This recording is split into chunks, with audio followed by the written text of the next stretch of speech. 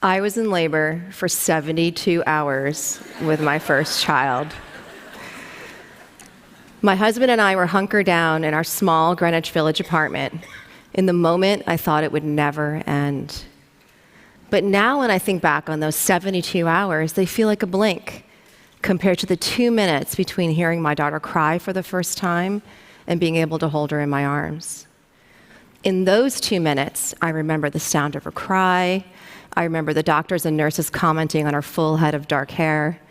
I remember my husband leaving my side to film her first weigh-in, foot stamp, and eye gel. I remember the clock on the wall, 5:32 a.m. I remember seeing her face for the first time, and I said, "Hi, baby." And when she heard my voice, she opened her eyes.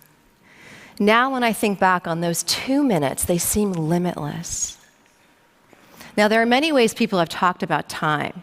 Time is money, time flies like an arrow, and this is all meant to capture some aspect of what time means in specific contexts. And today I'm here to share with you a personal and scientific discovery that for all of us, time is memory. So before I explain this further, it's important to differentiate between objective and subjective time. And in order to do that, we're going to do a little experiment, because that's what I do best. I'm going to show you 2 short videos, and I simply want you to watch them. And afterwards, I'm going to ask you to tell me which video was longer. Okay? So 1, go.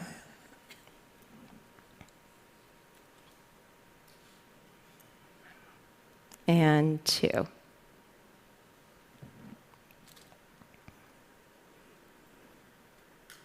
Okay, raise your hand if you thought the first was longer. Great. Now raise your hand if you thought the second was longer. Okay. Well, both videos were actually objectively the same length. They were both 5 seconds. But subjective time is how long it feels like it took to you. We all vary in our perceptions of time. Some of you may have thought the first took longer, and some of you may have thought the second took longer. But the important thing to glean from this example is that time does not exist, at least not in the way that we might think if you're looking at your watch.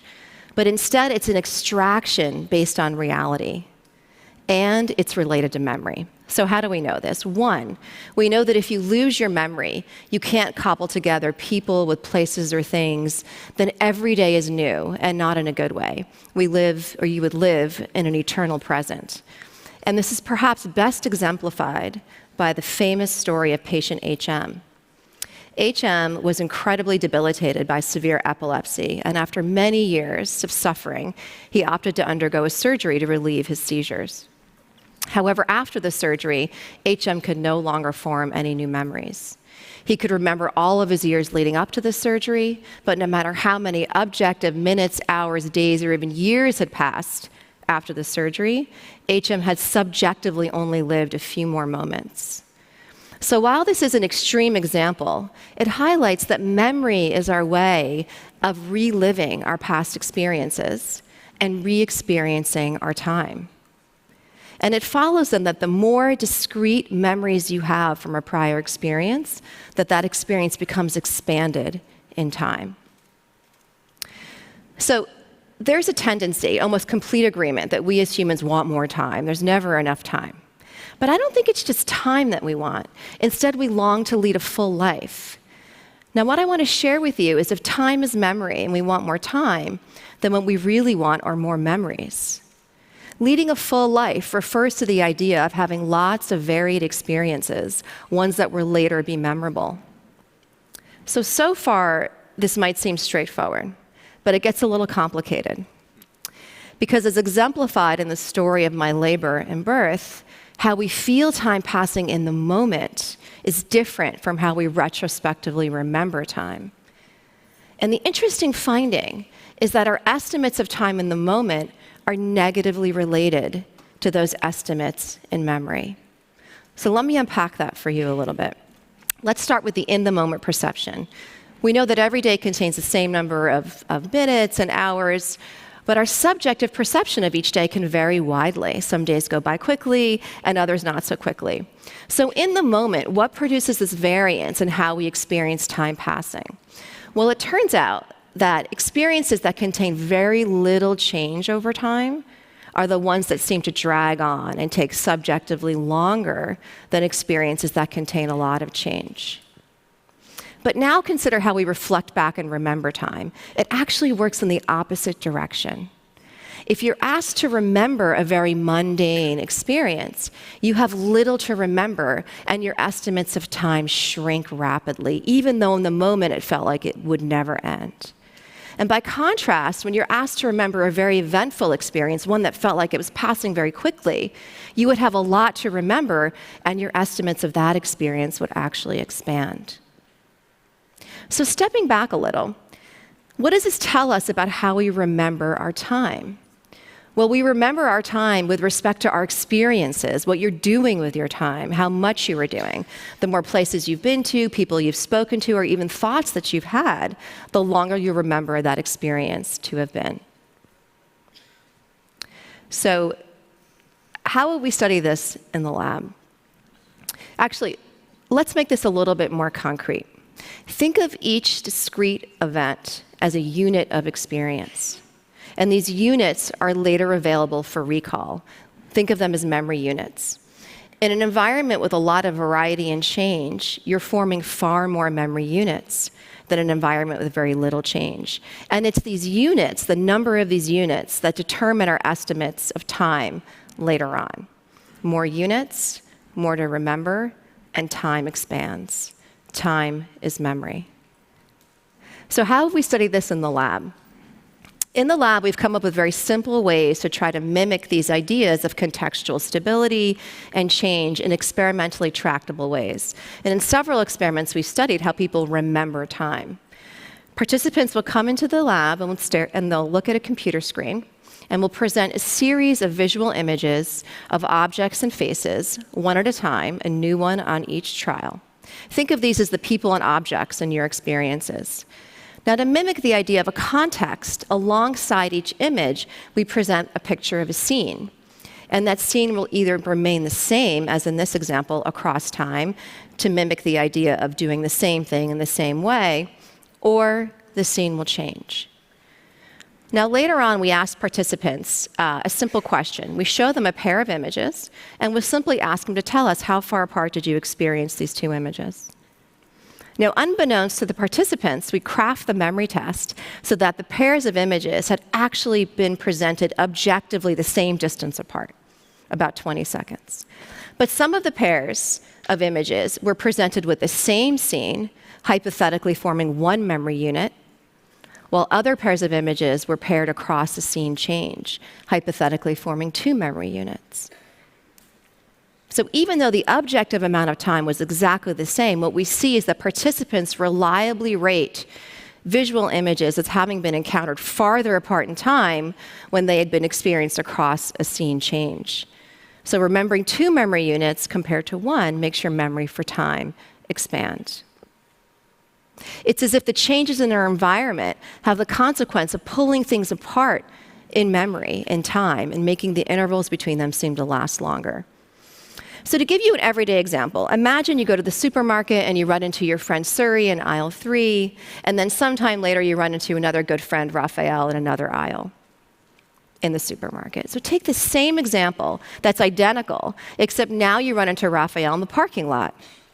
Later on, you'll remember the two encounters to be farther apart in time if they had occurred in the two different contexts. Okay? But the interesting thing is, what if I had plopped down in the moment and met you in the parking lot and asked you to tell me how much time had passed on your trip to the supermarket? Now you'd get the opposite answer. The analogy here is I would stop you in the parking lot as you're loading groceries into your car and simply ask you, how long have you been here? In that case, you would rate the changing environment as taking a shorter amount of time than the stable environment. So the bottom line is that in the moment we feel like a busy day is passing very quickly, a changing environment feels like we're losing our time, it's going by quickly. But later when your memory is probed, those same experiences feel like they took a longer amount of time. Time expands.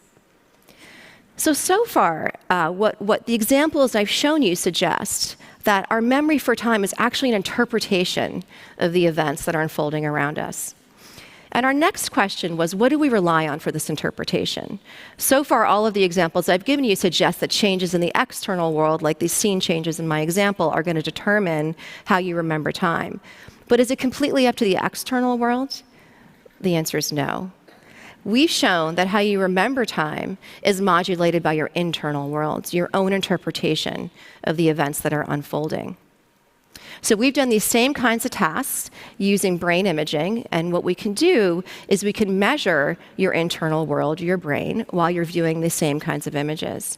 And specifically what we do is we can take still pictures of your brain at the beginning of a series of images and then at the end, and we can compare the neural activity patterns that are present at the beginning and end of these experiences.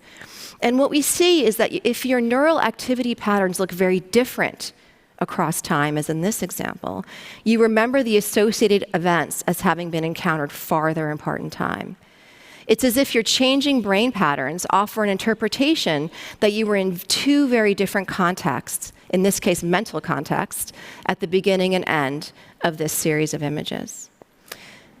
On other trials, even though the same objective amount of time has passed, your brain patterns might look more similar across time. And what we see is that when your neural activity patterns are more similar, it has the consequence of bringing the associated items into a closer, more integrated memory trace. And you remember those items as having been encountered closer in time together. So the important implication here is that even when the external environment is changing a lot, you can maintain a stable internal experience. And by contrast, if the external world isn't changing very much, you can create distinctive experiences in your mind. So in the end, this offers an important element of control. A good example of this for me is my morning commute. I live in New York City, and I take the subway to work every day, for better or for worse. And my commute contains lots of people, the sounds of their music, smells emanating from their food, and sometimes their bodies. And at every stop, new folks get on and some folks get off. And some mornings I feel like my experience is anchored on the external environment. I notice a cute little girl and I smile at her, or I cringe at the lack of deodorant on my neighbor. This happens a lot.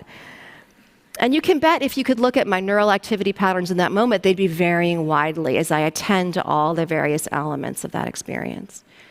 But on other mornings, I might be trying to figure out a problem at work, and I barely notice the stops passing by. Now that's an example of maintaining a stable internal experience. So, given that we have some control over time through memory, which do we prioritize? Which will you prioritize? Well, there's no right answer, right? And our priorities might change from day to day. Do you prioritize the feeling that time is passing slowly, as on a lazy Sunday or a day at the beach? Or do you prioritize having lots of memories by leading an action-packed, full life? Again, there's no right answer, and your priorities will likely change from day to day. But I hope what I've shared with you today will let you know that time is memory, and with that knowledge in hand, know that you control time. Thank you.